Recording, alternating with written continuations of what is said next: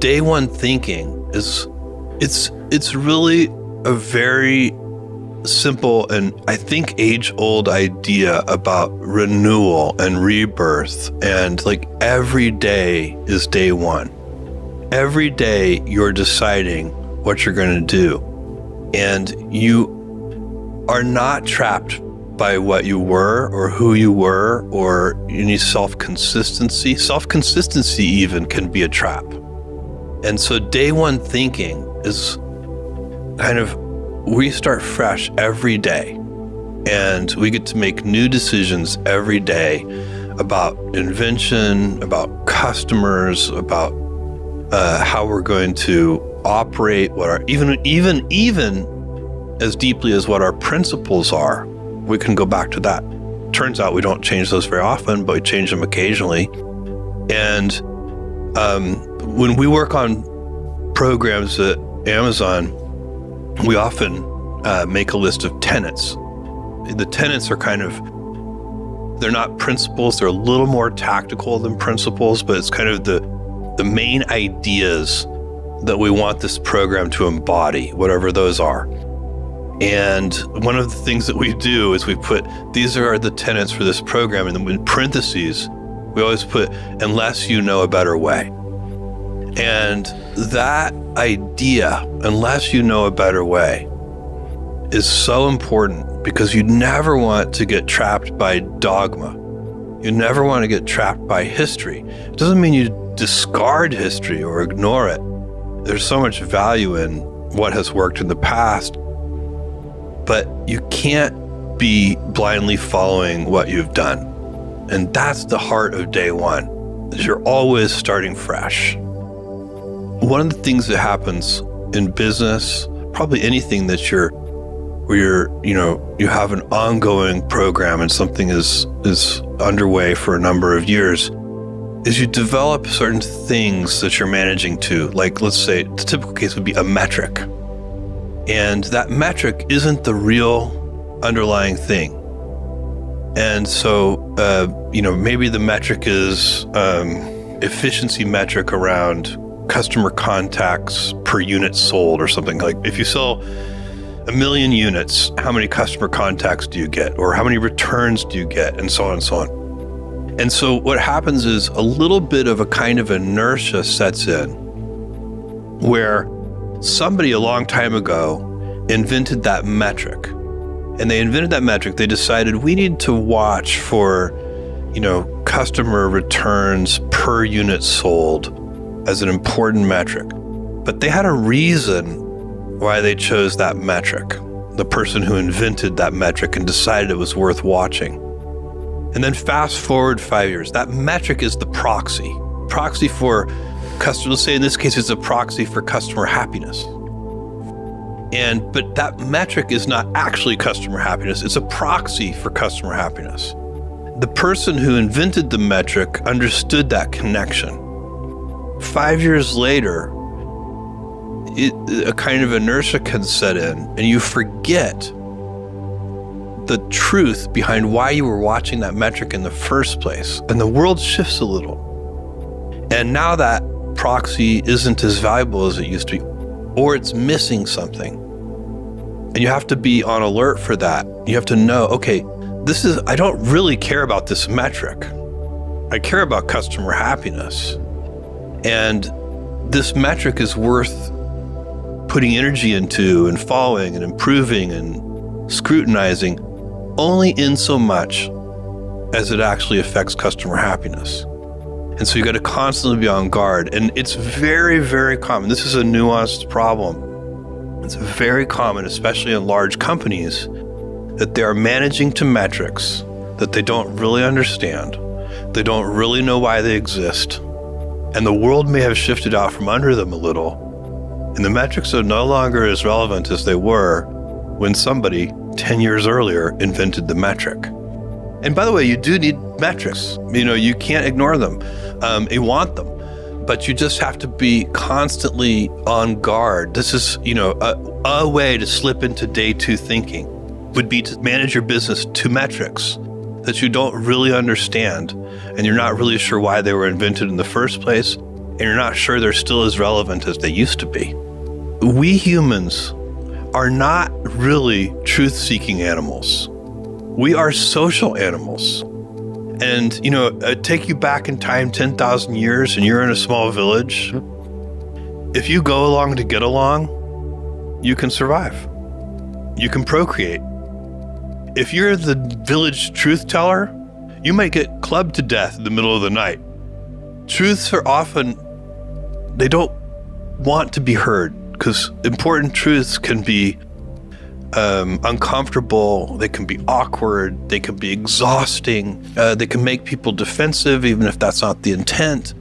But any high-performing organization, whether it's a sports team, a business, a political organization, an activist group, I don't care what it is, any high-performing organization has to have mechanisms and a culture that supports truth-telling. One of the things you have to do is you have to talk about that. And you have to talk about the fact that it takes energy to do that. And you have to talk to people. You have to remind people it's okay that it's uncomfortable. You have to literally tell people it's not what we're designed to do as humans. It's not really, it's kind of a side effect. We can do that, but it's not how we survive. We mostly survive by being social animals and being cordial and cooperative, and that's really important. And so there's science is all about truth-telling. It's actually a very formal mechanism for trying to tell the truth. And even in science, you find that it's hard to tell the truth, right? Even, you're supposed to have a hypothesis, and test it, and find data, and reject the hypothesis, and so on. It's not easy. And so you want to set up your culture so that the most junior person can overrule the most senior person if they have data. And that really is about trying to, there are little things you can do. So for example, in every meeting that I attend, I always speak last. And I know from experience that, if I speak first, even very strong-willed, highly intelligent, high judgment participants in that meeting will wonder, well, if Jeff thinks that, I came in this meeting thinking one thing, but maybe I'm not right. And so you can do little things like, if you're the most senior person in the room, go last. Let everybody else go first. In fact, ideally, let's try to have the most junior person go first, and the second, and try to go in order of seniority, so that you can hear everyone's opinion in a kind of unfiltered way. Because we really do. We actually literally change our opinions. If somebody who you really respect says something, it makes you change your mind a little. By the way, a lot of our most powerful truths turn out to be hunches. They turn out to be based on anecdotes. Yeah. They're intuition based, and sometimes you don't even have strong data. But you may know the person well enough to trust their judgment. You may feel yourself leaning in. It may resonate with a set of anecdotes you have, and then you may be able to say, something about that feels right. Let's go collect some data on that. Let's try to see if we can actually know whether it's right. But for now, let's not disregard it because it feels right. You can also fight inherent bias. There's an optimism bias. Like if there are two interpretations of a new set of data, and one of them is happy and one of them is unhappy, it's a little dangerous to jump to the conclusion that the happy interpretation is right. You may want to sort of compensate for that human bias of looking for, trying to find the silver lining and say, look, that might be good, but I'm going to go with it's bad for now until we're sure. Very early in the history of Amazon, we were going over a weekly business review and a set of documents, and I have a saying, which is when the data and the anecdotes disagree, the anecdotes are usually right. And it doesn't mean you just slavishly go follow the anecdotes then. It means you go examine the data. Because and it's usually not that the data is being miscollected. It's usually that you're not measuring the right thing. And so, if you have a bunch of customers complaining about something, and at the same time, your metrics look like they shouldn't be complaining. You should doubt the metrics.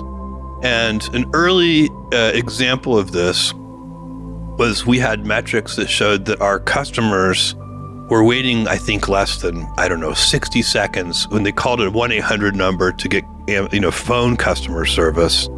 The wait time was supposed to be less than 60 seconds. But we had a lot of complaints that it was longer than that. And anecdotally, it seemed longer than that. Like, I would call customer service myself. And so one day we're in a meeting or going through the WBR and the weekly business review, and we get to this metric in the deck. And the guy who leads customer service is to fit in the metric. And I said, okay, let's call. And I picked up the phone and I dialed the 1-800 number and called customer service. And we just waited in silence for more than 10 minutes, I think. I mean, it was many minutes. And so, it dramatically made the point that something was wrong with the data collection. Yeah. We weren't measuring the right thing. And that, set off a whole chain of events where we started measuring it right. And that's an example, by the way, of truth telling is like, that's an uncomfortable thing to do. Yeah. But you have to seek truth even when it's uncomfortable, and you have to get people's attention, and they have to buy into it, and they have to get energized around really fixing things. There are big things that are really important to manage, and then there are small things. Internally into Amazon, we call them paper cuts. So we're always working on the big things. Like if you ask me, and most of the energy goes into the big things, as it should. So, and you can identify the big things, and I would encourage anybody, if anybody listening to this is an entrepreneur, has a small business, whatever, think about the things that are not going to change over 10 years. And those are probably the big things. So like I know in our retail business at Amazon, 10 years from now, customers are still going to want low prices. I know they're still going to want fast delivery, and I just know they're still going to want big selection. So it's impossible to imagine a scenario where 10 years from now, where a customer says, I love Amazon, I just wish the prices were a little higher. Or I love Amazon, I just wish you delivered a little more slowly. So when you identify the big things, you can tell they're worth putting energy into because they're stable in time. Okay. But you're asking about something a little different, which is in every customer experience, there are those big things. And by the way, it's astonishingly hard to focus even on just the big things. So even though they're obvious, they're really hard to focus on. But in addition to that, there are all these little tiny customer experience deficiencies. And we call those paper cuts. And we make long lists of them. And then we have dedicated teams that go fix paper cuts, because the teams working on the big issues never get to the paper cuts. And they never work their way down the list to get to, they're working on big things as they should and as you want them to.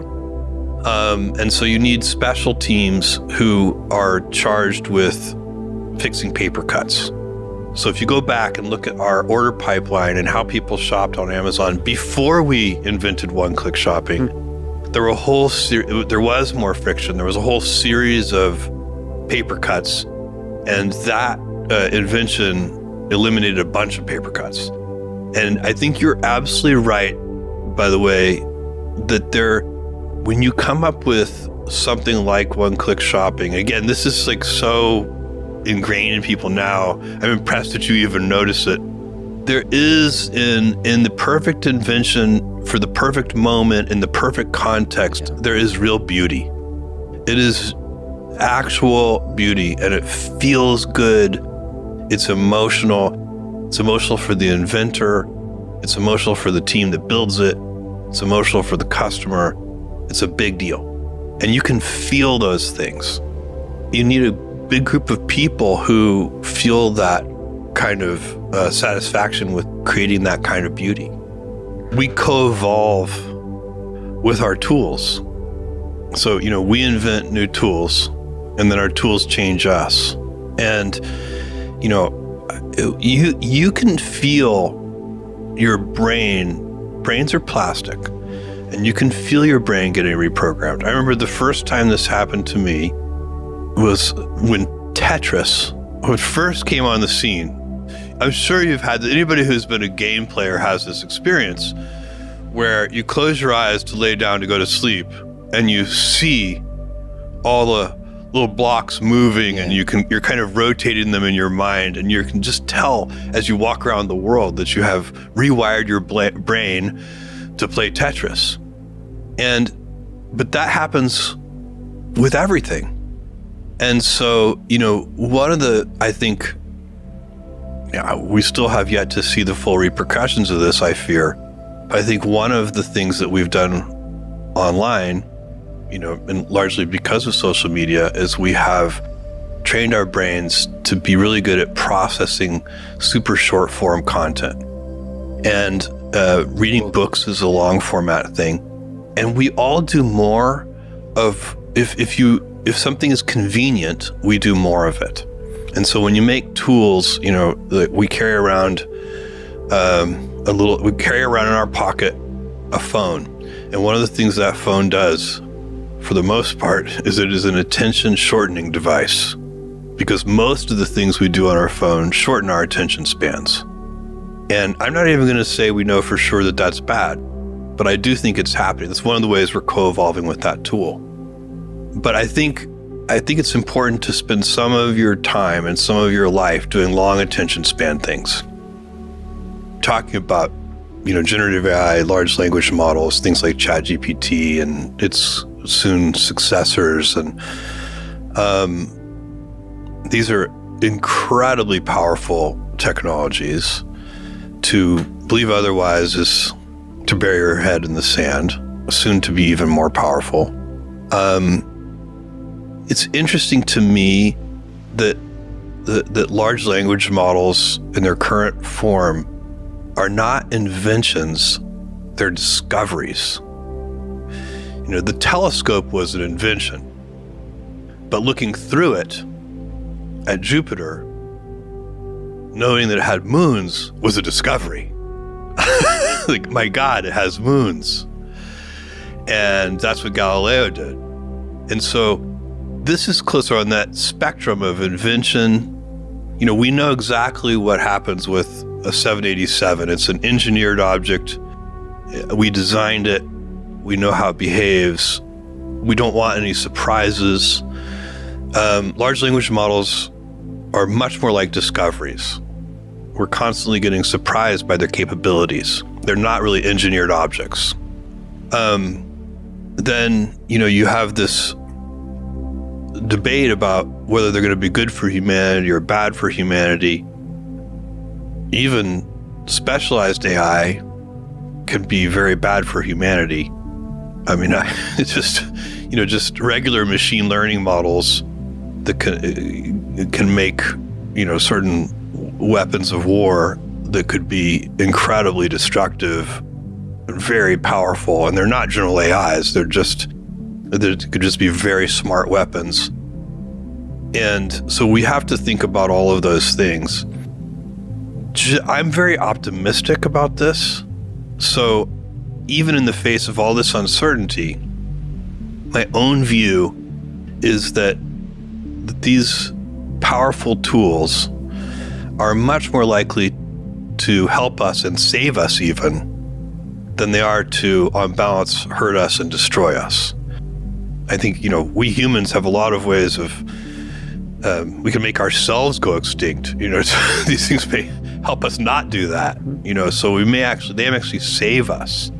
So the people who are, overly concerned, in my view, overly concerned, it's a valid debate. I think that they may be missing part of the equation, which is how helpful they could be in making sure we don't destroy ourselves. I don't know if you saw the movie Oppenheimer, but to me, first of all, I loved the movie, and I thought the best part of the movie is this bureaucrat played by Robert Downey Jr., who, some of the people I've talked to think that's the most boring part of the movie. I thought it was the most fascinating, because what's going on here is you realize we have invented these awesome, destructive, powerful technologies called nuclear weapons, and they are managed, and we humans we're not really capable of wielding those weapons. And that's what he represented in that movie. Is here's this guy who is he wrongly thinks, he's like being so petty, he thinks that Oppenheimer said something bad to Einstein about him. They didn't talk about him at all, as you find out in the final scene of the movie. And yet he spent his career trying to be vengeful and petty. And that's the problem. We as a species are not really sophisticated enough and mature enough to handle these technologies. And so, and by the way, before you get to general AI and the possibility of AI having agency, and there's a lot of things that would have to happen, but there's so much benefit that's going to come from these technologies in the meantime, even before they're, general AI, in terms of better medicines and better tools to develop more technologies and so on. So I think it's an incredible moment to be alive and to witness the transformations that are going to happen. How quickly it will happen, no one knows, but over the next 10 years and 20 years, I think we're going to see really remarkable advances, and I personally am very excited about it. We do know that humans are doing something different from these models, in part because, we're so power efficient. The human brain does remarkable things, and it does it on about 20 watts of power. And, the AI techniques we use today use many kilowatts of power to do equivalent tasks. So there's something interesting about the way the human brain does this. And also, we don't need as much data. So, like self-driving cars they have to drive billions and billions of miles to to learn how to drive. And, your average 16-year-old figures it out with many fewer miles. So there are still some tricks, I think, that we have yet to learn. I don't think it's just a question of scaling things up. But what's interesting is that just scaling things up, and I put just in quotes because it's actually hard to scale things up, but just scaling things up also appears to pay huge dividends. They need to be taught to say, I don't know, more often. And I know of several humans who could be taught that as well. We have Alexa and Echo, and Alexa has, hundreds of millions of installed base, inputs. And so there's this, there's Alexa everywhere. And guess what? Alexa is about to get a lot smarter. And so that's really, from a product point of view, that's super exciting. So many opportunities. Shopping assist, all that stuff is amazing. In AWS, we're building Titan, which is our foundational model. We're also building Bedrock, which our corporate clients at AWS, our enterprise clients, they want to be able to use these powerful models with their own corporate data, without accidentally contributing their corporate data to that model. And so those are the tools we're building for them with Bedrock. So there's tremendous opportunity here. This is a very challenging technical problem, and it's one that we're, making progress on and dedicated to solving for our customers. I would love to see, a trillion humans living in the solar system. If we had 1 trillion humans, we would have, at any given time, 1,000 Mozarts and 1,000 Einsteins. That would, our solar system would be full of life and intelligence and energy. And we can easily support a civilization that large with all of the resources in the solar system. The only way to get to that vision is with giant space stations. The planetary surfaces are just way too small. So you can, unless you turn them into giant space stations or something, but yeah, we will take materials from the moon and from near Earth objects and from the asteroid belt and so on, and we'll build giant O'Neill style colonies. And people will live in those. And they have a lot of advantages over planetary surfaces. You can spin them to get normal Earth gravity. You can put them where you want them. I think most people are going to want to live near Earth, not necessarily in Earth orbit, but in, but near Earth vicinity orbits. And so they can move relatively quickly back and forth between their station and Earth. So, but I think a lot of people, especially in the early stages, are not going to want to give up Earth altogether. Same way that, you might go to Yellowstone National Park for vacation. People will, and people will get to choose whether they live on Earth or whether they live in space, but they'll be able to use much more energy and much more material resource in space than they would be able to use on Earth. This planet, we've sent robotic probes to all the planets. We know that this is the good one. Earth really is the good planet. It's amazing. The ecosystem we have here, all of the life and the lush, the plant life and water resources, everything. This planet is really extraordinary. And of course, we evolved on this planet, so of course it's perfect for us. But it's also perfect for all the advanced life forms on this planet, all the animals and so on. And so this is a gem. We do need to take care of it. And as we enter the Anthropocene, as we humans have gotten so sophisticated and large and impactful, as we stride across this planet, that is going to, as we continue, we want to use a lot of energy. We want to use a lot of energy per capita. We've gotten amazing things. We don't want to go backwards. If you think about the good old days, they're mostly an illusion. Like in almost every way, life is better for almost everyone today than it was, say, 50 years ago or 100 years ago. We live better lives by and large than our grandparents did and then their grandparents did and so on. And you can see that in global illiteracy rates, global poverty rates, global infant mortality rates. Like almost any metric you choose, we're better off than we used to be. And we get antibiotics and all kinds of life-saving medical care and so on and so on. And there's one thing that is moving backwards, and it's the natural world. So it is a fact that 500 years ago, pre-industrial age, the natural world was pristine. It was incredible. And we have traded some of that pristine beauty for all of these other gifts that we have as an advanced society. And we can have both, but to do that, we have to go to space. And all of this, really, the most fundamental measure is energy usage per capita. And when you look at, you do want to continue to use more and more energy. It is going to make your life better in so many ways, but that's not compatible ultimately with living on a finite planet. And so we have to go out into the solar system.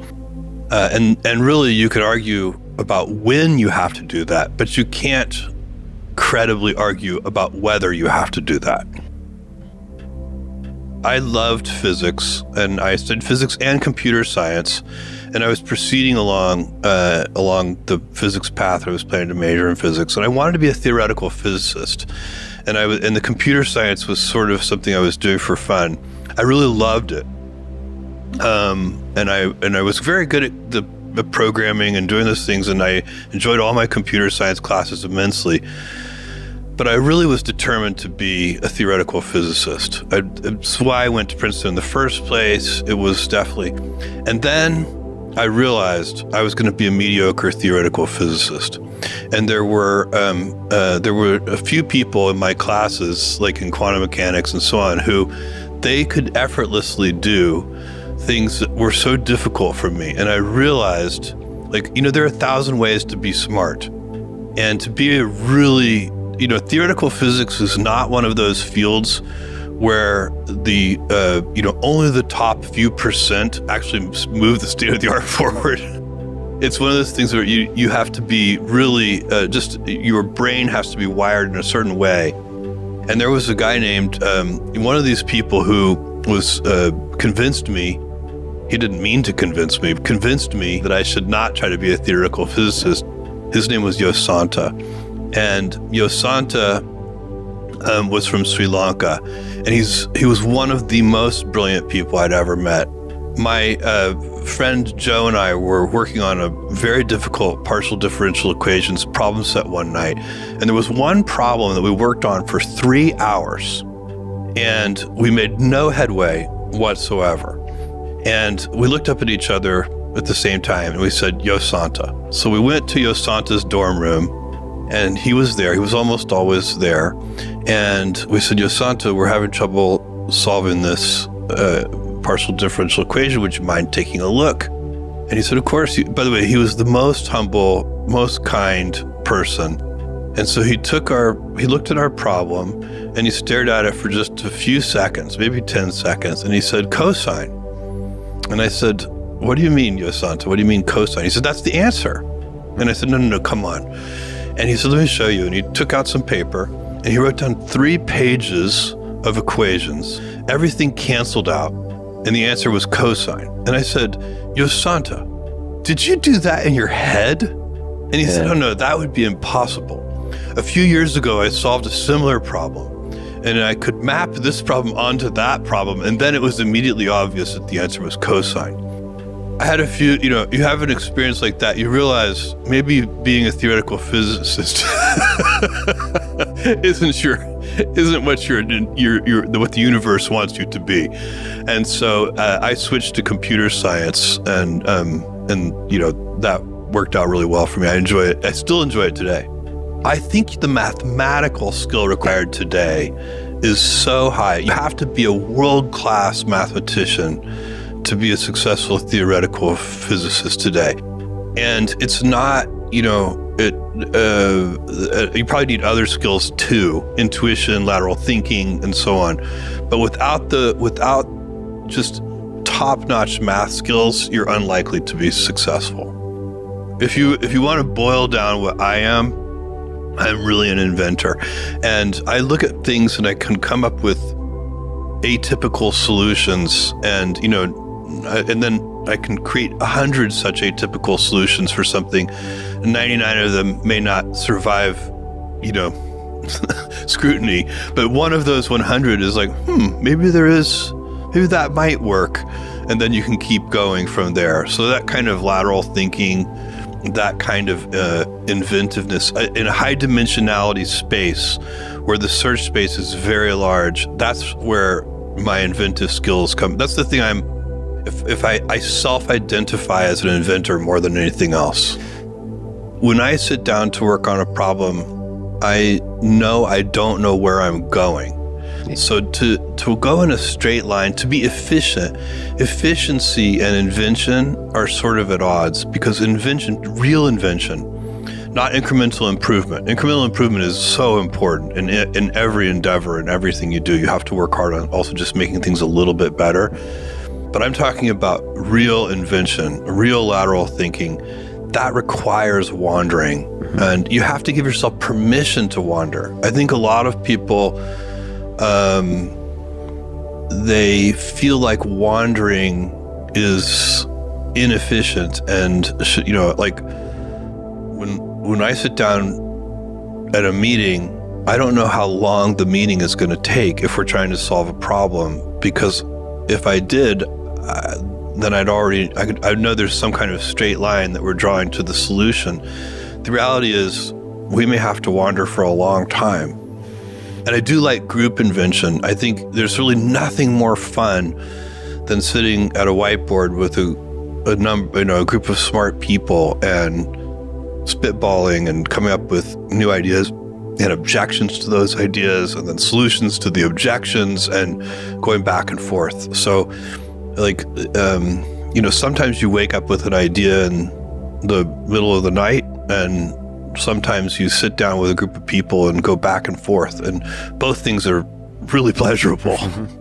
When I come up with what I think is a good idea, and it survives kind of the first level of scrutiny, that I do in my own head, and I'm ready to tell somebody else about the idea, I will often say, look, it is going to be really easy for you to find objections to this idea, but work with me.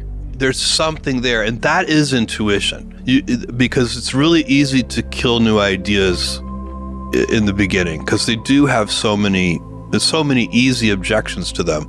So you need to kind of forewarn people and say, look, I know it's going to take a lot of work to get this to a fully formed idea. Let's get started on that. It'll be fun. There are 1,000 ways to be smart, and that is a really, like, when I go around, and I meet people, I'm always looking for the way that they're smart, and you find that's one of the things that makes the world so interesting and fun, is that it's not like IQ is a single dimension. There are people who are smart in such unique ways. 10,000-year clock is a physical clock of monumental scale. It's about 500 feet tall. It's inside a mountain in West Texas, in a chamber that's about 12 feet in diameter and 500 feet tall. 10,000-year clock is an idea conceived by a brilliant guy named Danny Hillis way back in the 80s. The idea is to build a clock as a symbol for long-term thinking. And you can kind of just very conceptually think of the 10,000-year clock as it ticks once a year. It chimes once, every 100 years, and the cuckoo comes out once every 1,000 years. So it just sort of slows everything down. And it's a completely mechanical clock. It is designed to last 10,000 years with no human intervention. So the material choices and everything else. It's in a remote location, both to protect it, but also so that visitors have to kind of make a pilgrimage. The idea is that over time, and this will take hundreds of years, but over time, it will take on the patina of age. And then it will become a symbol for long-term thinking that will actually, hopefully, get humans to extend their thinking horizons. And in my view, that's really important as we have become, as a species, as a civilization, more powerful. We're really affecting the planet now. We're really affecting each other. We have weapons of mass destruction. We have all kinds of things where we can really hurt ourselves. And the problems we create can be so large. The unintended consequences of some of our actions, like climate change, putting carbon in the atmosphere is a perfect example. That's an unintended consequence of the Industrial Revolution. We've got a lot of benefits from it, but we've also got this side effect that is very detrimental. We need to start training ourselves to think longer term. Long-term thinking is a giant lever. You can literally solve problems if you think long-term that are impossible to solve if you think short-term. And we aren't really good at thinking long-term. It's not really, we're kind of, 5 years is a tough time frame for most institutions to think past. And we probably need to stretch that to 10 years and 15 years and 20 years and 25 years. And we'd do a better job for our children or our grandchildren if we could stretch those thinking horizons. And so the clock is, in a way, it's an art project. It's a symbol. And if it ever has any power to influence people to think longer term, that won't happen for hundreds of years. But we have to, we're going to build it now and let it accrue the patina of age. 10,000 years is so long. The United States won't exist. All civilizations rise and fall. 10,000 years is so long. Like, no nation state has ever survived for anywhere close to 10,000 years. Do I think humans will be here? Yes. How will we have changed ourselves and what will we be and so on and so on? I don't know, but I think we'll be here. One of the great Von Braun quotes is, I have come to use the word impossible with great caution. And so that's kind of the big story of Apollo, is that things, going to the moon was literally an analogy that people used for something that's impossible. Oh yeah, you'll do that when men walk on the moon. And of course, it finally happened. So, I think it was pulled forward in time because of the space race. I think, with the geopolitical implications and, how much resource was put into it, at the peak, that program was spending, 2 or 3% of GDP on the Apollo program. So much resource that I think it was pulled forward in time. We kind of did it ahead of when we, quote unquote, should have done it.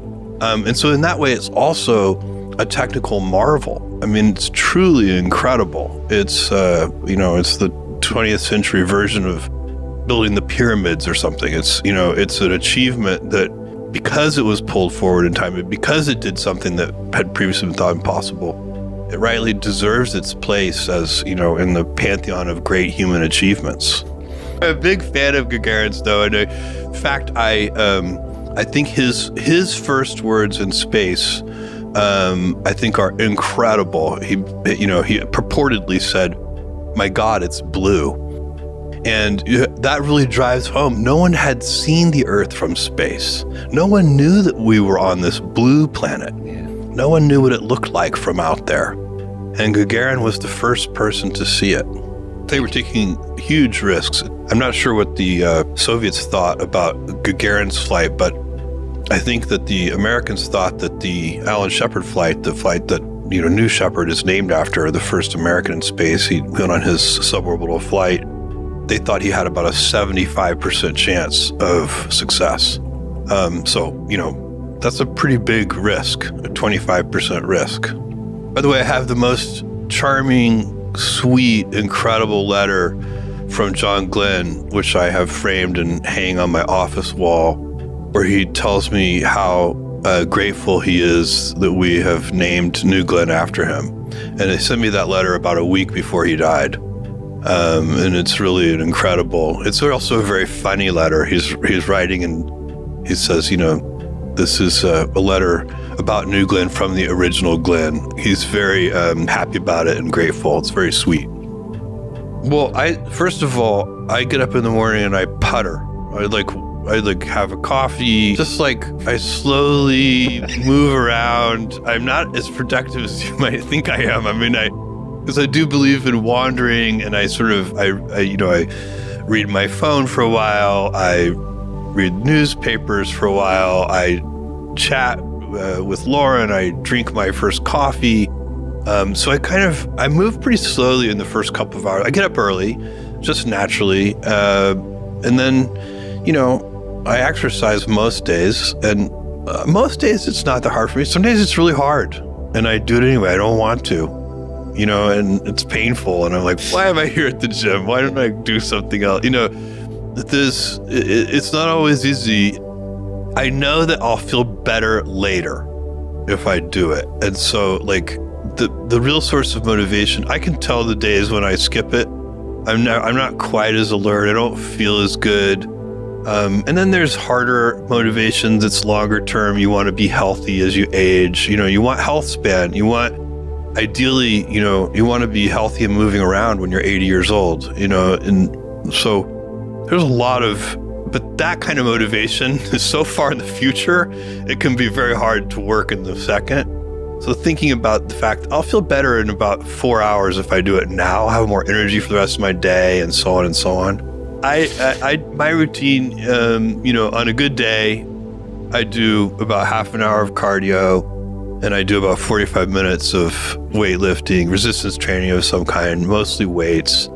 I have a trainer who, I love, who pushes me, which is really helpful. I'll be like, he'll say, Jeff, do you think can we go up on that weight a little bit? And I'll think about it, and I'll be like, no, I don't think so.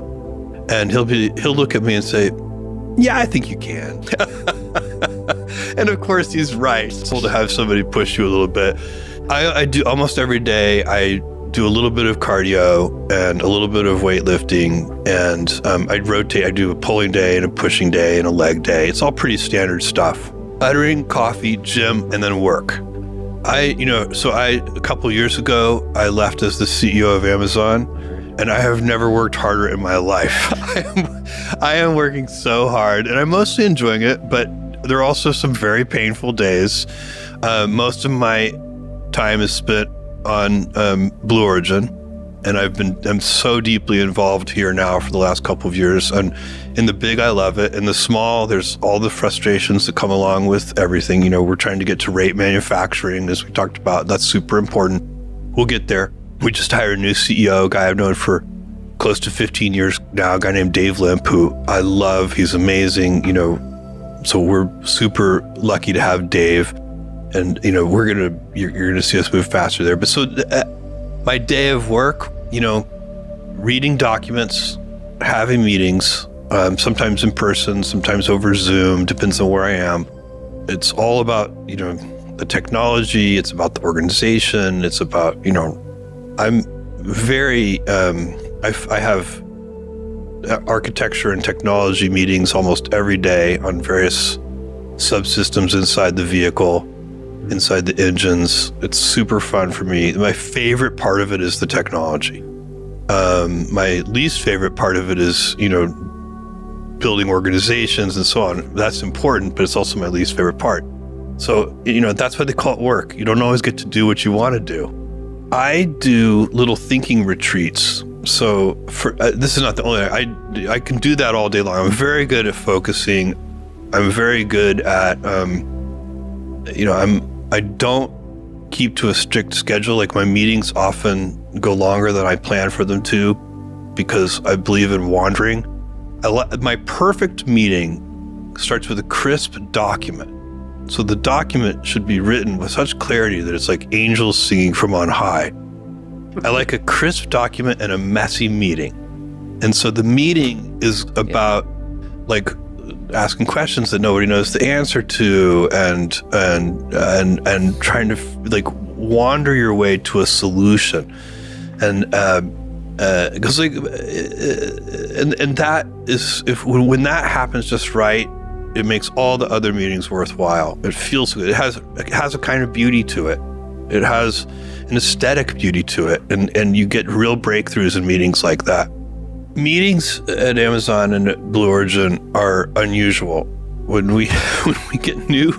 new people come in, like a new executive joins, they're a little taken aback sometimes because the typical meeting will start with a 6-page narratively structured memo. And we do study hall. For 30 minutes, we sit there silently together in the meeting and read. And then we discuss. And the reason, by the way, we do study, you could say, I would like everybody to read these memos in advance. But the problem is people don't have time to do that. Mm-hmm. And they end up coming to the meeting having only skimmed the memo, or maybe not read it at all, and they're trying to catch up. And they're also bluffing like they were in college, having pretended to do the reading. It's better just to carve out time for people. And now we can have a really elevated discussion. And this is so much better from having a slideshow presentation, a PowerPoint presentation of some kind, where that has so many difficulties. But one of the problems is PowerPoint is really designed to persuade. It's kind of a sales tool. And internally, the last thing you want to do is sell. You're truth seeking. You're trying to find truth. And the other problem with PowerPoint is it's easy for the author and hard for the audience. And a memo is the opposite. It's hard to write a 6-page memo. A good 6-page memo might take 2 weeks to write. You have to write it, you have to rewrite it, you have to edit it, you have to talk to people about it, they have to poke holes in it for you, you write it again. It may take 2 weeks. So the author, it's really a very difficult job, but for the audience, it's much better. So you can read a half hour, and there are little problems with PowerPoint presentations too. Senior executives interrupt with questions halfway through the presentation. That question's gonna be answered on the next slide, but you never got there. Whereas if you read the whole memo in advance, I often write lots of questions that I have in the margins of these memos, and then I go cross them all out because by the time I get to the end of the memo, they've been answered. But I save all that time. You also get, if the person who's preparing the memo, we talked earlier about, groupthink and, the fact that I go last in meetings and that you don't want, to your ideas to kind of pollute the meeting prematurely. the author of the memo is kind of got to be very vulnerable. They got to put all their thoughts out there, and they've got to go first. But that's great because it makes them really good. And you get to see their real ideas, and you're not trampling on them accidentally in a big, PowerPoint presentation. It's mostly terrifying. I think it's terrifying in a productive way. But I think it's emotionally a very nerve-wracking experience. I mean, it's really got to be a real memo. So it means, paragraphs have topic sentences, it's verbs and nouns. That's the other problem with PowerPoint presentations. They're often just bullet points. And you can hide a lot of sloppy thinking behind bullet points. When you have to write in complete sentences with narrative structure, it's really hard to hide sloppy thinking. So it forces the author to be at their best. And so they're getting somebody's really their best thinking. And then you don't have to spend a lot of time trying to tease that thinking out of the person. You've got it from the very beginning. And so it really saves you time in the long run. You don't want to pretend that the discussion should be crisp. There's, most meetings you're trying to solve a really hard problem. There's a different kind of meeting, which we call weekly business reviews or business reviews. They may be weekly or monthly or daily, whatever they are. But these business review meetings, that's usually for incremental improvement, and you're looking at a series of metrics. Every time it's the same metrics. Those meetings can be very efficient. They can start on time and end on time. Excited and scared, anxious, thought the odds of success were low, told all of our early investors that I thought there was a 30% chance of success, by which I just meant getting your money back, not not what actually happened. Because that's the truth. Every startup company is unlikely to work. It's helpful to be in reality about that.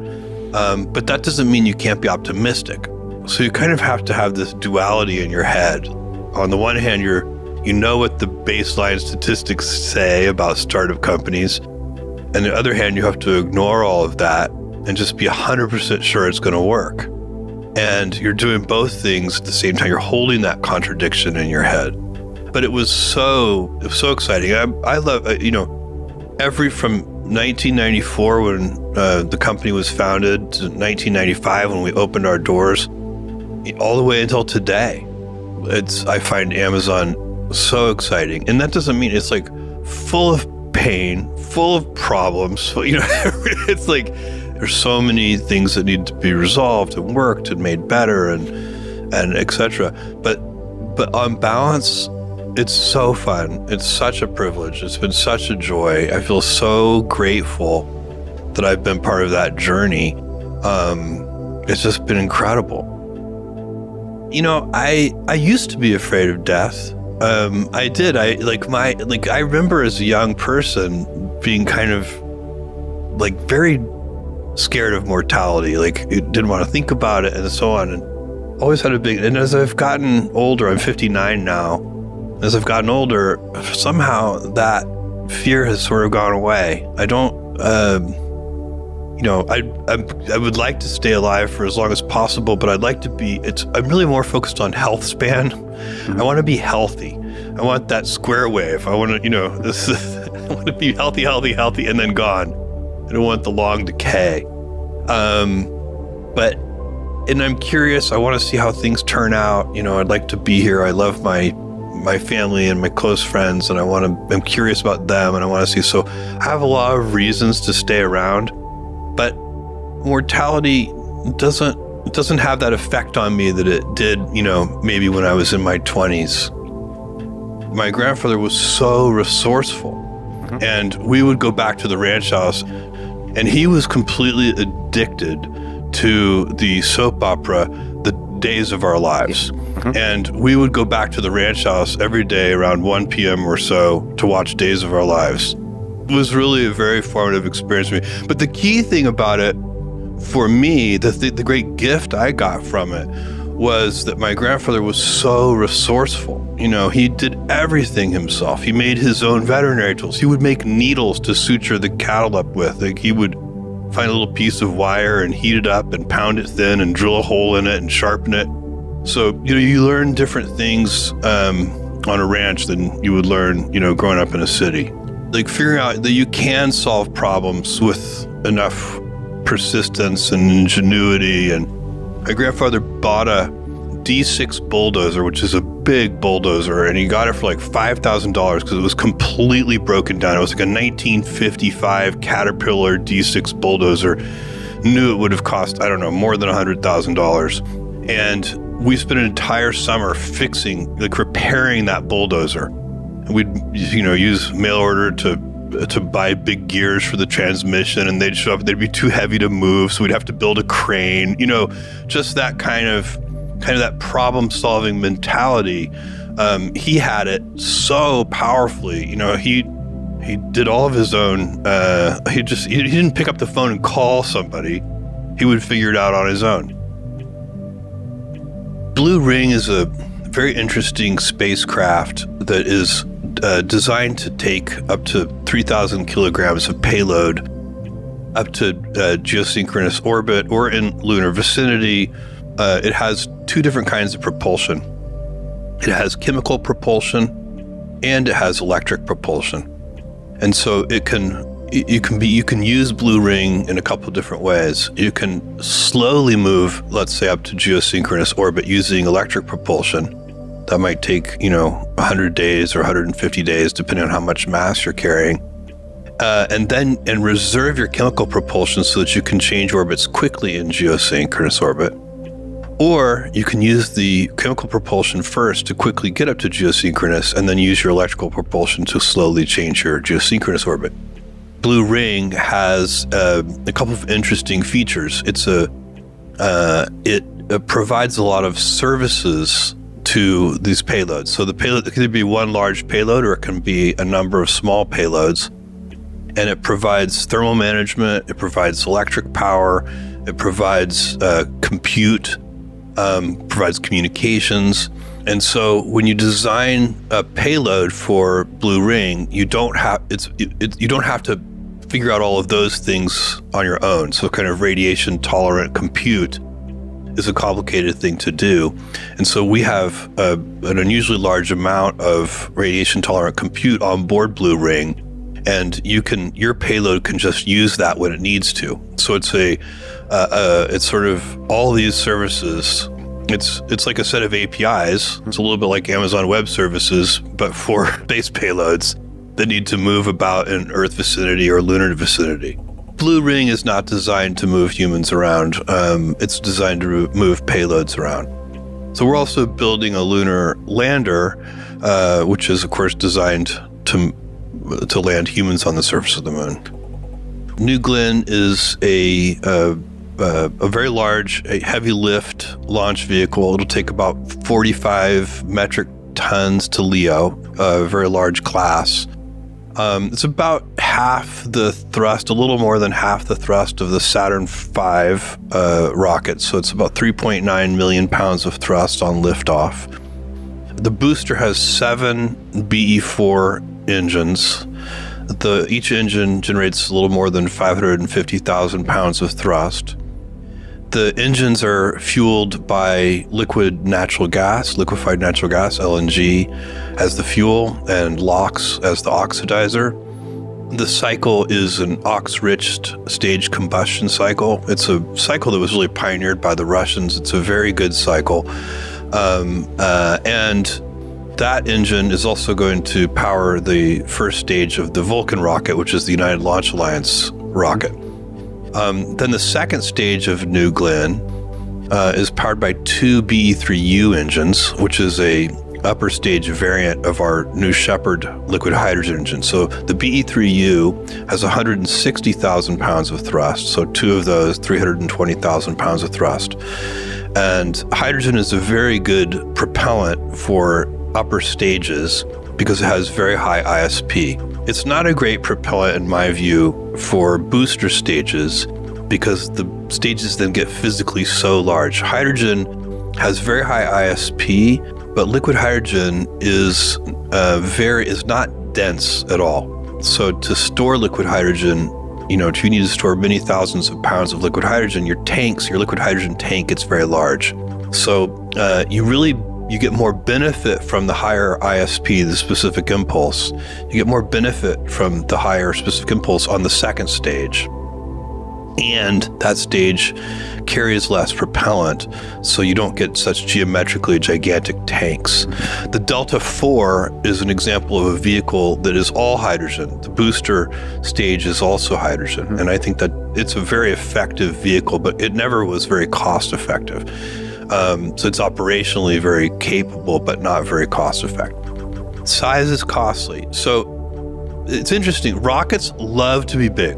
When you look at the kind of the physics of rocket engines, and also when you look at parasitic mass, it doesn't, if you have, let's say you have an avionics system, so you have a guidance and control system, that is going to be about the same mass and size for a giant rocket as it is going to be for a tiny rocket.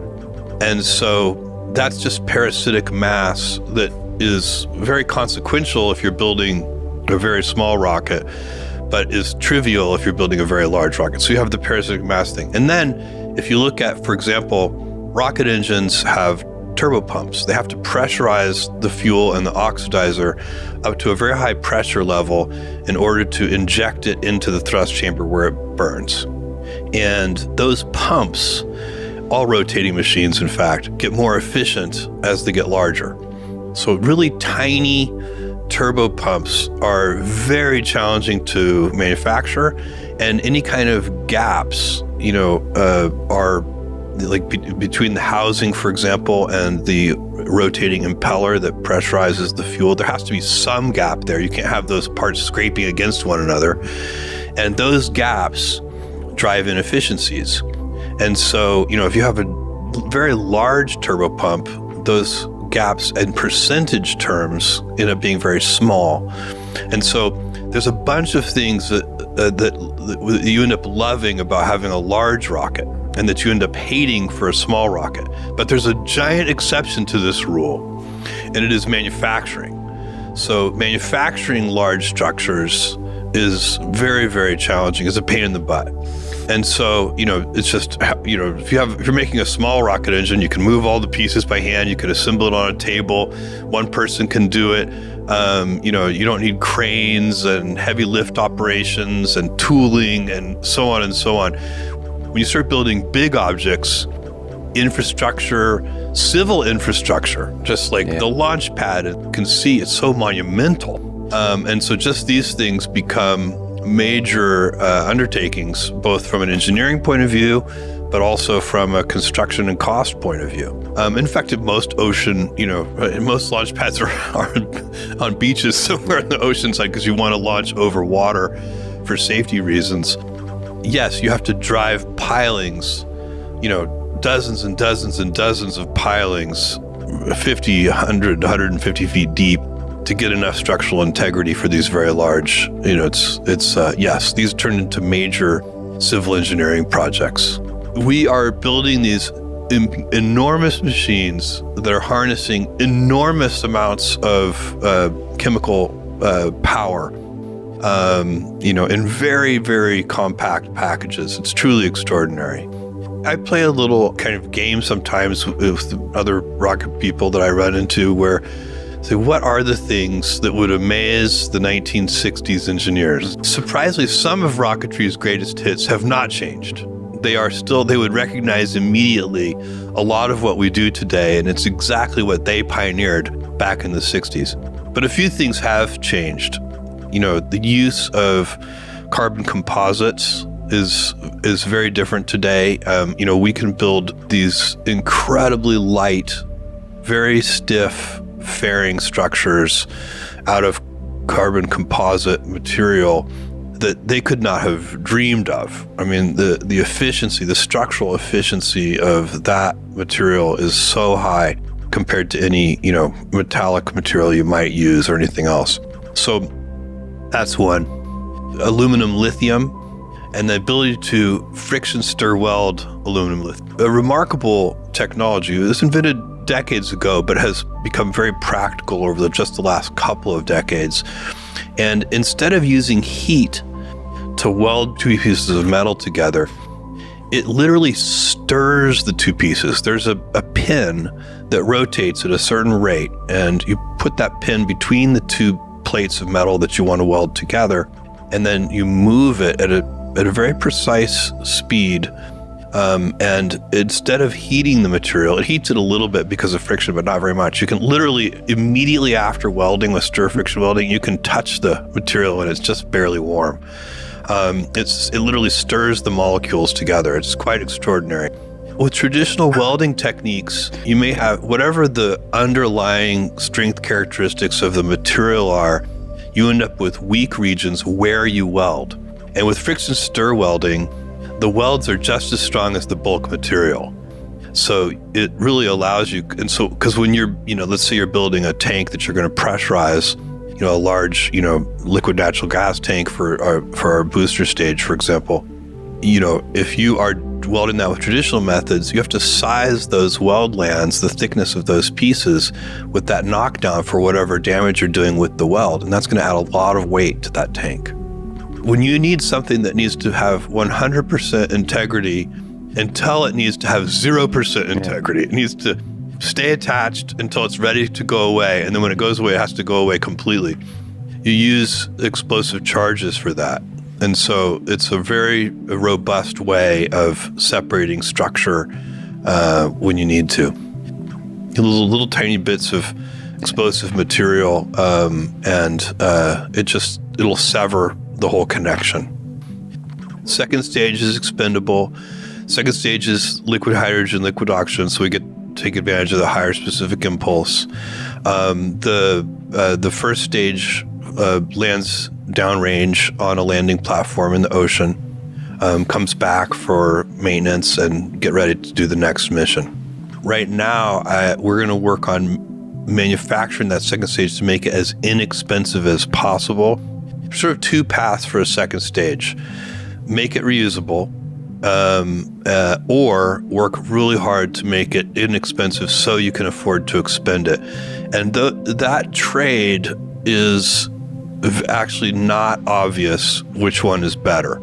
I'm talking about cost. Space flight, getting into orbit is a solved problem. We solved it back in, the 50s and 60s. The only interesting problem is dramatically reducing the cost of access to orbit, which is, if you can do that, you open up a bunch of new endeavors that lots of startup companies, everybody else can do. So that's one of our missions is to be part of this industry and lower the cost to orbit so that there can be, a kind of a renaissance, a golden age of people doing all kinds of interesting things in space. What does cost reduction really mean? It means inventing a better way.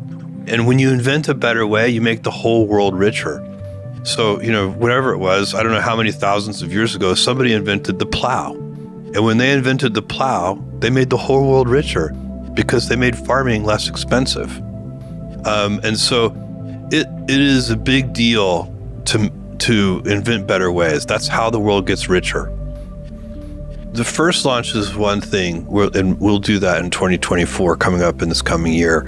The real thing that's the bigger challenge is making sure that our factory is efficiently manufacturing at rate. So rate production. So consider if you want to launch New Glenn, 24 times a year.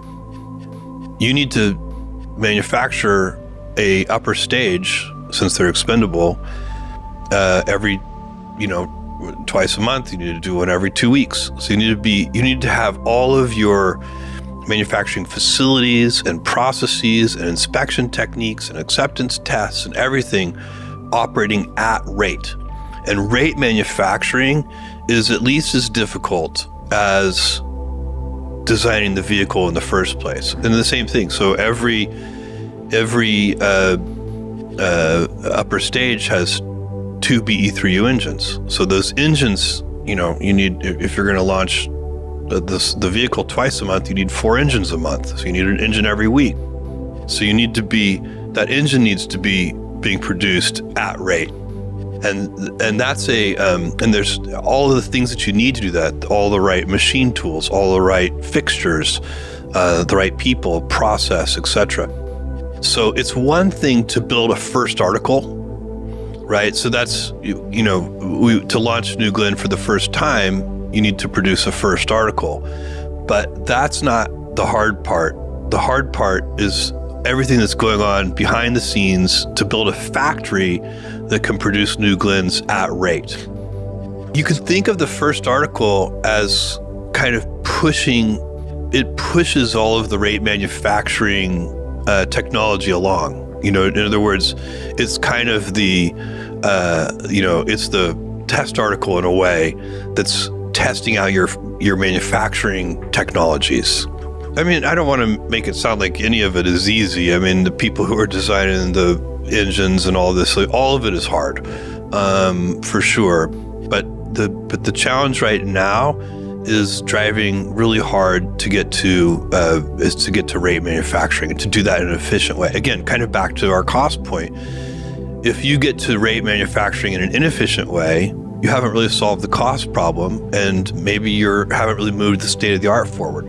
All this has to be about moving the state of the art forward. There are easier businesses to do. I always tell people, look, if you are trying to make money, like start a salty snack food company or something. There's nothing easy about this business, and but it's its own reward. It's fascinating. It's worthwhile. It's meaningful, and so I don't want to pick on salty snack food companies, but I think it's less meaningful. At the end of the day, you're not gonna have accomplished something amazing, even if you do make a lot of money at it. It's one of humanity's grand challenges, and especially as you look at going to the moon and going to Mars and building giant O'Neill colonies and unlocking all the things. I won't live long enough to see the fruits of this, but the fruits of this come from building a road to space, getting the infrastructure. I'll give you an analogy. When I started Amazon, I didn't have to develop a payment system. It already existed. It was called the credit card. I didn't have to develop a transportation system to deliver the packages. It already existed. It was called the Postal Service and Royal Mail and Deutsche Post and so on. So all this heavy lifting infrastructure was already in place, and I could stand on its shoulders. And that's why when you look at the internet, by the way, another giant piece of infrastructure that was around in the early, I'm taking you back to like 1994, people were using dial-up modems, and it was piggybacking on top of the long-distance phone network. That's how the internet, that's, how people were accessing servers and so on. And that, again, if that hadn't existed, it would have been hundreds of billions of capex to put that out there. No startup company could have done that. And so the problem, you see, if you look at the dynamism in the internet space over the last 20 years, it's because, you see like two kids in a dorm room could start an internet company that could be successful and do amazing things because they didn't have to build heavy infrastructure. It was already there. And that's what I want to do. I'd take, my Amazon winnings and use that to build heavy infrastructure so that the next generation, the generation that's my children and their children, those generations can then use that heavy infrastructure. Then there'll be space entrepreneurs who start in their dorm room. Like that will be a marker of success. When you can have a really valuable space company started in a dorm room, then we know that we've built enough infrastructure so that ingenuity and imagination can really be unleashed. I find that very exciting. That's an inventor's greatest dream, is that their inventions are so successful that they are one day taken for granted. Nobody thinks of Amazon as an invention anymore. Nobody thinks of customer reviews as an invention. We pioneered customer reviews, but now they're so commonplace. Same thing with one-click shopping and so on. But that's a compliment. That's how, you invent something that's so used, so beneficially used by so many people that they take it for granted. The first launch, I'm very optimistic that the first launch of New Glenn will be in 2024, and I'm just not 100% certain what payload will be on that first launch.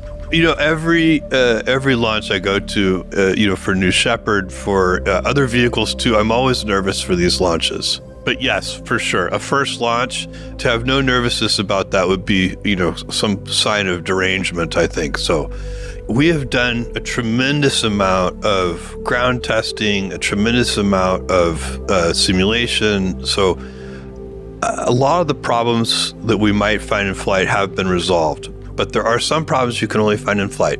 So, cross your fingers. I guarantee you'll have fun watching it no matter what happens.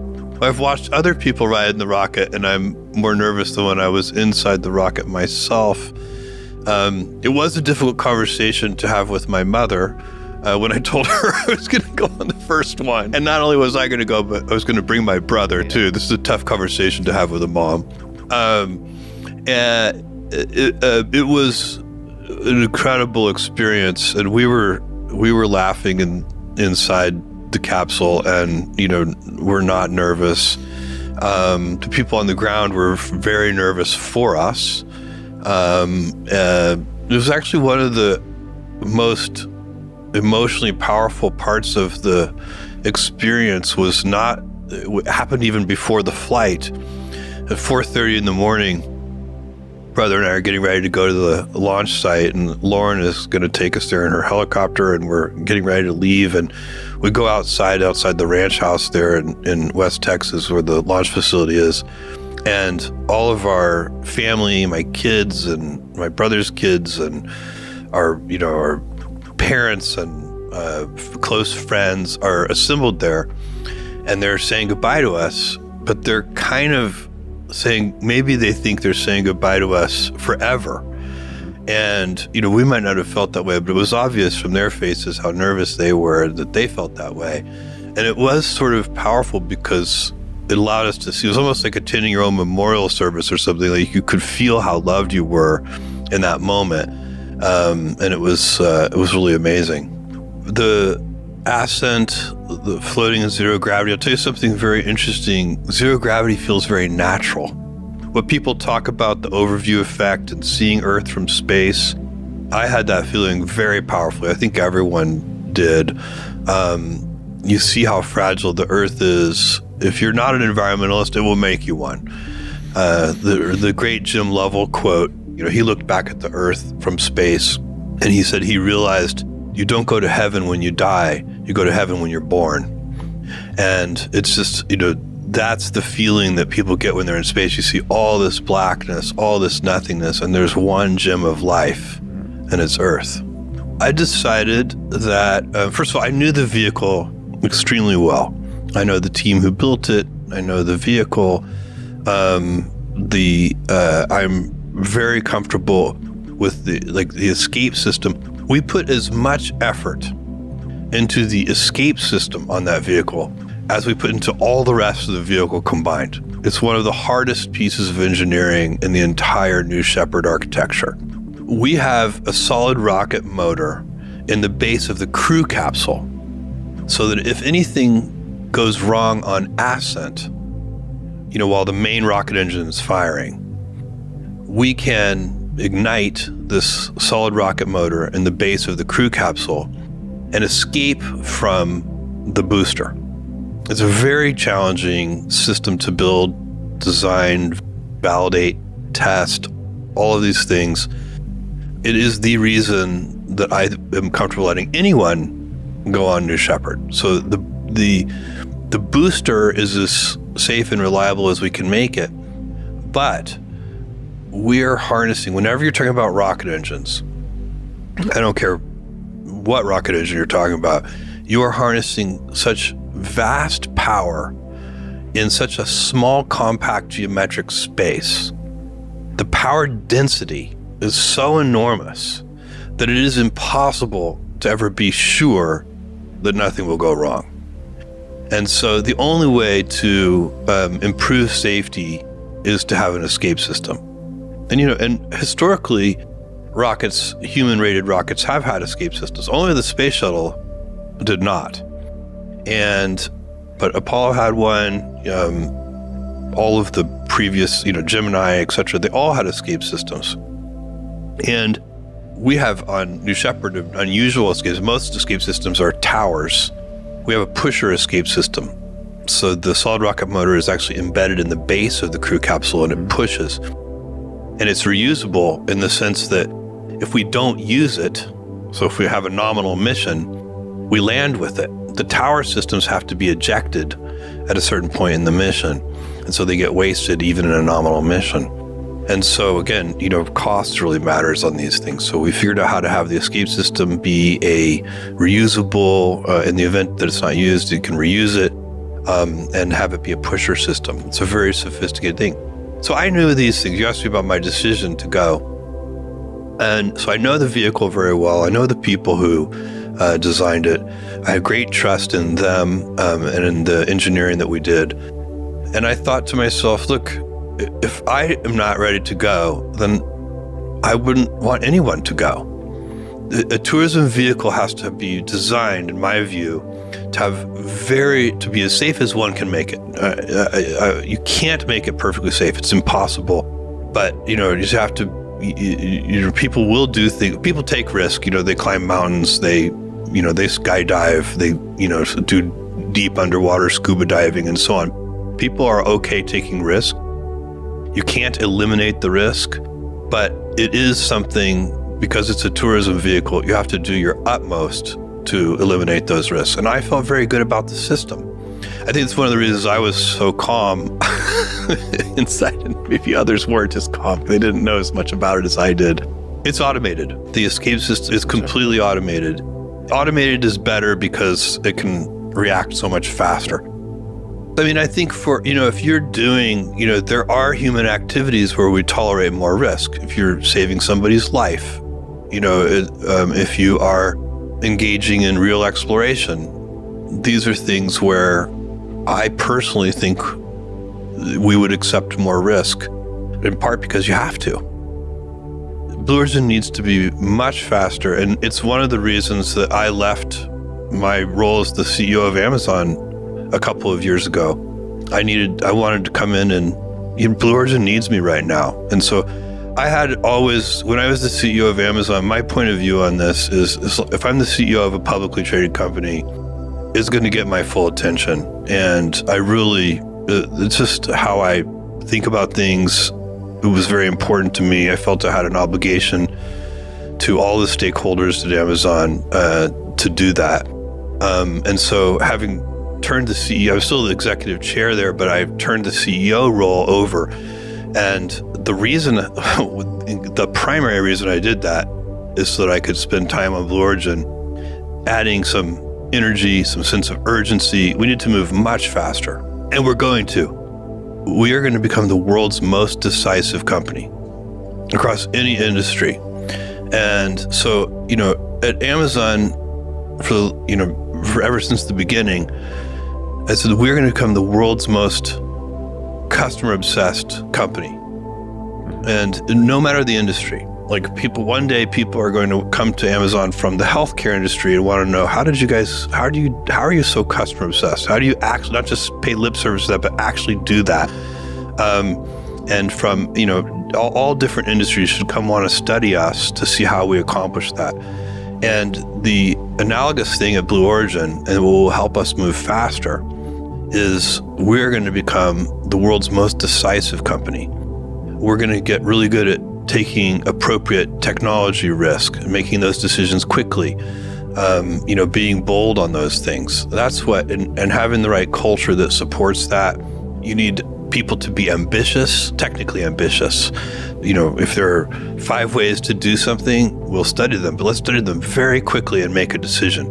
We can always change our mind. It doesn't, changing your mind, I talk about one-way doors and two-way doors. Most decisions are two-way doors. If you make the wrong decision, if it's a two-way door decision, you walk out the door, you pick a door, you walk out, you spend a little time there, it turns out to be the wrong decision, you can come back in and pick another door. Some decisions are so consequential and so important and so hard to reverse that they really are one-way door decisions. You go in that door, you're not coming back. And those decisions have to be made very deliberately, very carefully. If you can think of yet another way to analyze the decision, you should slow down and do that. So when I was CEO of Amazon, I often found myself in the position of being the chief slowdown officer, because somebody would be bringing me a one-way door decision. And I would say, okay, I can think of 3 more ways to analyze that. So let's go do that. Because we are not going to be able to reverse this one easily. Maybe you can reverse it, but it's going to be very costly and very time consuming. We really have to get this one right from the beginning. And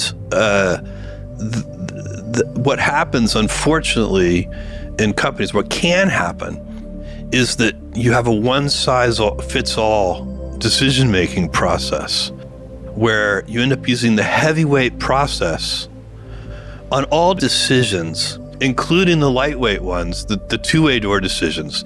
Two-way door decisions should mostly be made by single individuals or by very small teams deep in the organization.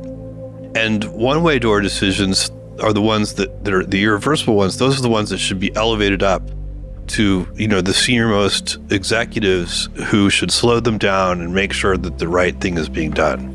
There are a bunch of decisions like that are, changing the decision is going to be very, very complicated. Some of them are technical decisions too, because some technical decisions are like quick drying cement. If you're once you make them, it gets really hard. Choosing which propellants to use in a vehicle, selecting LNG for the booster stage and selecting hydrogen for the upper stage, that has turned out to be a very good decision. But if you changed your mind, that would be a very big setback. So that's the kind of decision you scrutinize very, very carefully. Other things just aren't like that. Most decisions are not that way. Most decisions should be made by single individuals, but they need and done quickly, in the full understanding that you can always change your mind. It's very common in any endeavor in life, in business, and anybody where you have teammates. You have a teammate and the two of you disagree. At some point you have to make a decision. And, in companies, we tend to organize hierarchically. So there's this, whoever's the more senior person ultimately gets to make the decision. So ultimately the CEO gets to make that decision. And the CEO may not always make the decision that they agree with. So I would say I would be the one who would disagree and commit. One of my direct reports would very much want to do something in a particular way. I would think it was a bad idea. I would explain my point of view. They would say, Jeff, I think you're wrong, and here's why. And we would go back and forth. And I would often say, you know what? I don't think you're right, but I'm going to gamble with you. And you're closer to the ground truth than I am. I've known you for 20 years. You have great judgment. I don't know that I'm right either. Not really, not for sure. All these decisions are complicated. Let's do it your way. But at least then you've made a decision. And I'm agreeing to commit to that decision. So I'm not going to be second guessing it. I'm not going to be sniping at it. I'm not going to be saying, I told you so. I'm going to try actively to help make sure it works. That's a really important teammate behavior. There's so many ways that dispute resolution is a really interesting thing on teams. And there are so many ways when two people disagree about something, I'm assuming like the case where everybody is well-intentioned. They just have a very different opinion about what the right decision is. And we have in our society and inside companies, we have a bunch of mechanisms that we use to resolve these kinds of disputes. A lot of them are, I think, really bad. So an example of a really bad way of coming to agreement is compromise. So compromise, we're in a room here and I could say, how tall do you think this ceiling is? And you'd be like, I don't know, Jeff, maybe 12 feet tall. And I would say, I think it's 11 feet tall. Yeah. And then we'd say, you know what, let's just call it 11 and a half feet. That's compromise. Instead of The right thing to do is, to get a tape measure or figure out some way of actually measuring. But getting that tape measure and figure out how to get it to the top of the ceiling and all these things, that requires energy. The advantage of compromise as a resolution mechanism is that it's low energy, but it doesn't lead to truth. And so in things like the height of the ceiling, where truth is a knowable thing, you shouldn't allow compromise to be used when you can know the truth. Another really bad resolution mechanism that happens all the time is just who's more stubborn. This is also, so you have, let's say, two executives who disagree, and they just have a war of attrition. And whichever one gets exhausted first capitulates to the other one. Again, you haven't arrived at truth. And this is very demoralizing.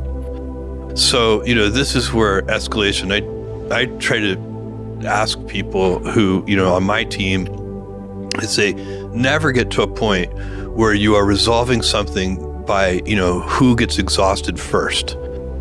Escalate that. I'll help you make the decision. Because that's so de-energizing and such a terrible, lousy way to make a decision. And you want to try to get as close to truth as possible. So you want, exhausting the other person is not truth-seeking, and compromise is not truth-seeking. So, it doesn't mean, and there are a lot of cases where no one knows the real truth, and that's where disagree and commit can come in. But escalation is better than war of attrition. Escalate to your boss and say, hey, we can't agree on this. We like each other. We're respectful of each other, but we strongly disagree with each other. We need you to, make a decision here so we can move forward.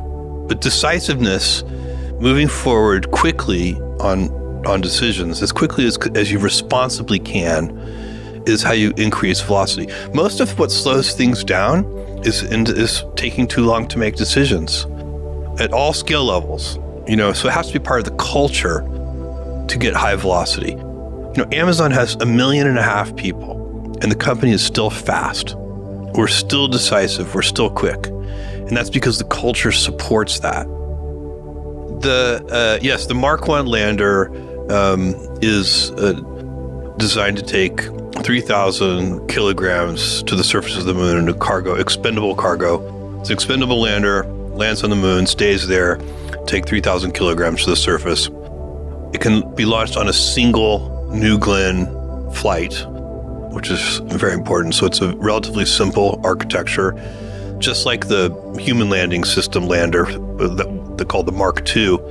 Mark I is also fueled with liquid hydrogen, and which is for high energy missions like landing on the surface of the moon.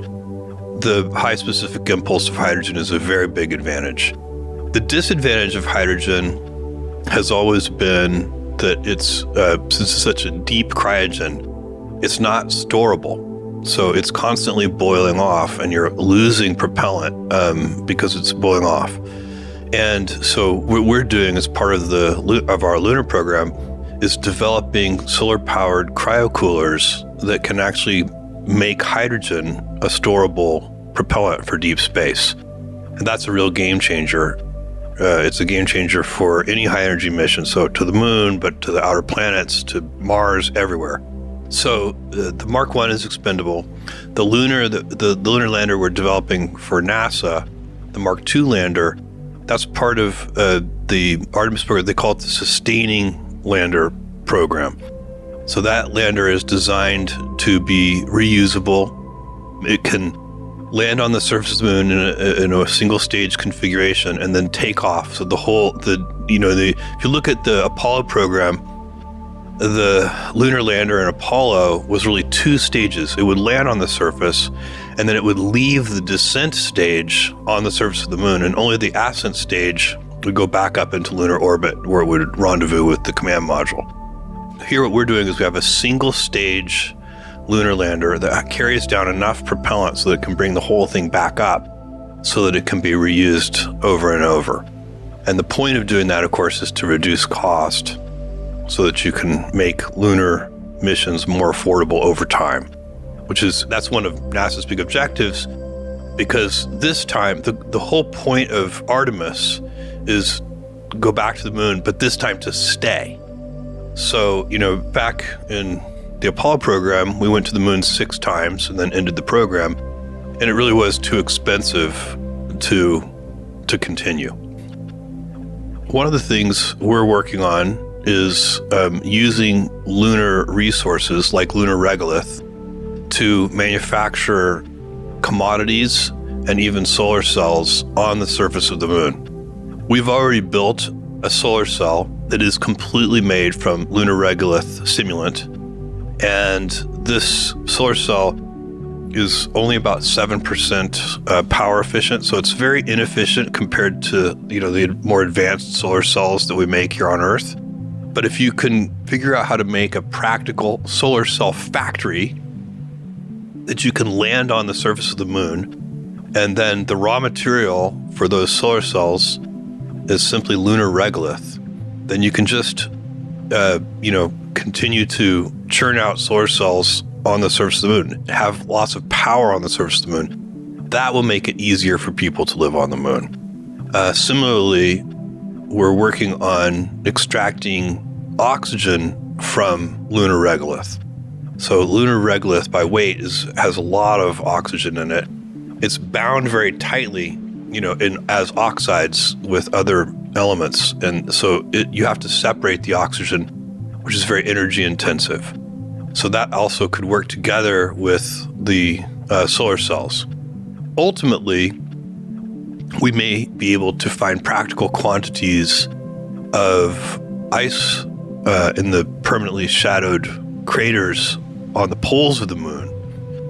And we know there is ice water in those, or water ice in those craters. And we know that we can break that down with electrolysis into hydrogen and oxygen. And then you'd not only have oxygen, but you'd also have a very good high efficiency propellant fuel in hydrogen. So there's a lot we can do to make the moon more sustainable over time. But the very first step, the kind of gate that all of that has to go through, is we need to be able to land cargo and humans on the surface of the moon at an acceptable cost. I would love to sign up for that mission. It's very unlikely. I think it's probably something that gets done by future generations by the time it gets to me. I think in my lifetime, that's probably going to be done by professional astronauts. You are going there for a very specific purpose to do something. We're going to be able to do a lot on the moon too with automation.